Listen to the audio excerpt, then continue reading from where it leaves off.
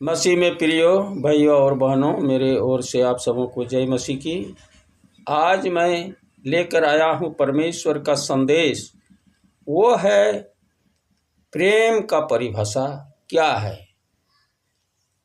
Bible के पुस्तक यूहन्ना रचित सुसमाचार और 3 अध्याय के 16 पद में हम इस प्रकार से पढ़ते हैं, परमेश्वर ने जगत से ऐसा प्रेम रखा कि अपना एक लौता पुत्र दे दिया, जो कोई उस पर विश्वास करे वो नाश ना हो परंतु अनंत जीवन पाए। तो मेरे प्रियो भाइयों और बहनों, प्रभु यीशु मसीह ने हमारे पाप और गुनाहों के प्रायश्चित के लिए अपने आप को कलवरी क्रूस में बलिदान देकर हमें पापों से मुक्ति दिलाया।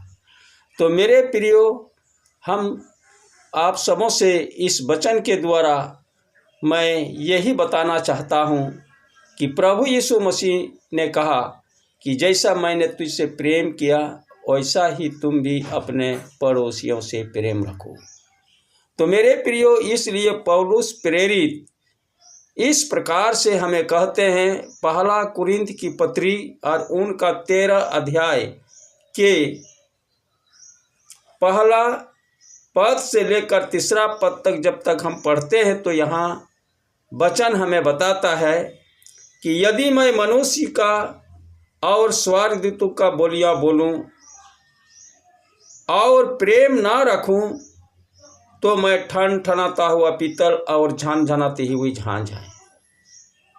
तो मेरे प्रियो, हम 2 पद में पढ़ते हैं, और यदि मैं भविष्यवाणी कर सकूं और सब भेदों की सब प्रकार के समझ और ज्ञान समझूं और मुझे यहाँ तक विश्वास हो कि मैं पहाड़ों को भी हटा दूं, परंतु प्रेम ना रखूं तो कुछ भी नहीं है। तो यही है प्रेम का परिभाषा।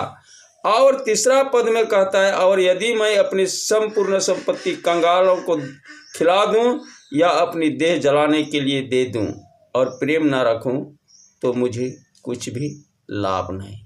तो मेरे प्रियो, हम आपसे आज इस संदेश के द्वारा प्रेम का परिभाषा यही है कि अगर हम अपना शरीर को जला दें, अपना धन दौलत गरीबों को खिला दें और भविष्यवाणी करूं और पहाड़ों को हटा दूं, इतनी बड़ी सामर्थ्य के कार्य अगर हम करते भी हैं तो भी प्रेम अगर नहीं है तो हम कुछ भी नहीं हैं।